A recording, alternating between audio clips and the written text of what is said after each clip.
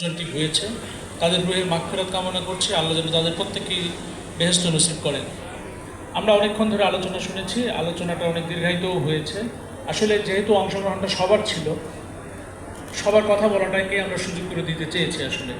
কারণ মাত্র 2টি বছর হয়েছে আন্দোলনটি, সেই সময় যে কষ্ট করে আপনারা আন্দোলনটি করেছেন, সুযোগ পেলে প্রত্যেকেরই আসলে সেটার আবার স্মৃতিচারণ করার একটা বিষয় এখানে আছে। এই জন্য আমরা চেষ্টা করেছি যাতে সবাই কথা বলার সুযোগ পায় এবং সবাই যাতে এই নতুন করে আবার এই প্রেরণাগুলো লাভ করতে পারে। যে উদ্দেশ্য নিয়ে আমাদের এই গণঅভ্যুত্থানটি হয়েছিল, অন্যতম বিষয় ছিল কোনো বৈষম্য যেন না থাকে, সবার যাতে মতামতের যাতে শ্রদ্ধা করা হয় এবং উন্নয়নটা যাতে সমতার ভিত্তিতে হয়, সেই লক্ষ্য নিয়েই আমরা আসলে এই বিপ্লবটি করেছি। এখন তার সময় এসেছে সেটাকে বাস্তবায়নে রূপদান করা হয়েছে। কাজটা শুরু হয়েছে, নতুন সরকার দায়িত্ব নিয়ে কাজটি করছে, মাত্র তাদের 5 মাস বয়স। আশা করি এই বিষয়গুলো বাস্তবায়ন হবে।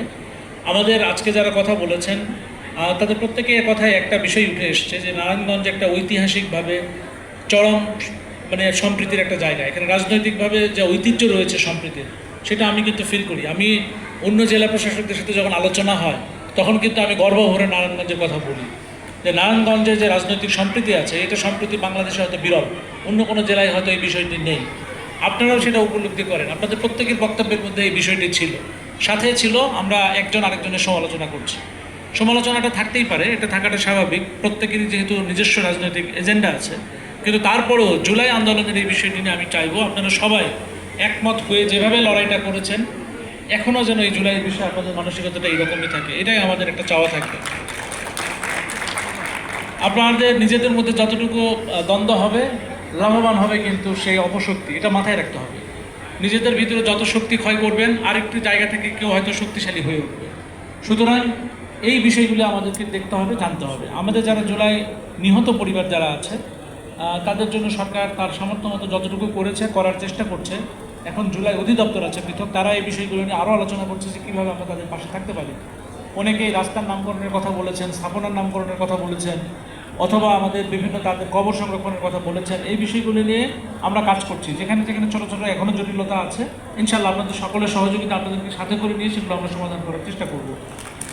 অনেক আহত পরিবার আছে যাদের হয়তো কর্মক্ষম ব্যক্তিতে আহত হয়ে গেছেন, আহত লোকজন নাই আর ওইখানে হয়তো আয় রোজগার করার। সেই পরিবারগুলো যদি আমাদের সাথে যোগাযোগ করে, আমরা চেষ্টা করব ওই পরিবারের যারা সক্ষম ব্যক্তি আছেন তাদের যোগ্যতা অনুযায়ী, আমাদের যেহেতু নারায়ণগঞ্জ একটা শিল্পকেন্দ্রিক এলাকা, তাদের সাথে যাতে তাদের একটা যোগাযোগ করে দিয়ে তাদের যাতে আয় রোজগারের ব্যবস্থা আমরা করে দিতে পারি, সেই চেষ্টাটা আমাদের থাকবে। যারা আমাদের কর্মক্ষম নারী সদস্য যারা আছেন, আমরা অনেককেই এ পর্যন্ত সেলাই মেশিন দিয়েছি তাদের আয় রোজগারের জন্য। আমরা এটি কন্টিনিউ করতে থাকবো। আপনারা আমাদের সাথে যোগাযোগ করবেন, আমরা ইনশাল্লাহ আপনাদের জন্য যতটুকু পারি রাষ্ট্রের সক্ষমতা অনুযায়ী। এখানে আমাদের সকল রাজনৈতিক নেতৃবৃন্দ যারা আছেন তারা কমিটমেন্ট করেছেন আপনাদের প্রতি যে আপনাদের যে কোনো সমস্যায় তারা আপনাদের পাশে আছেন, থাকবেন ইনশাল্লাহ।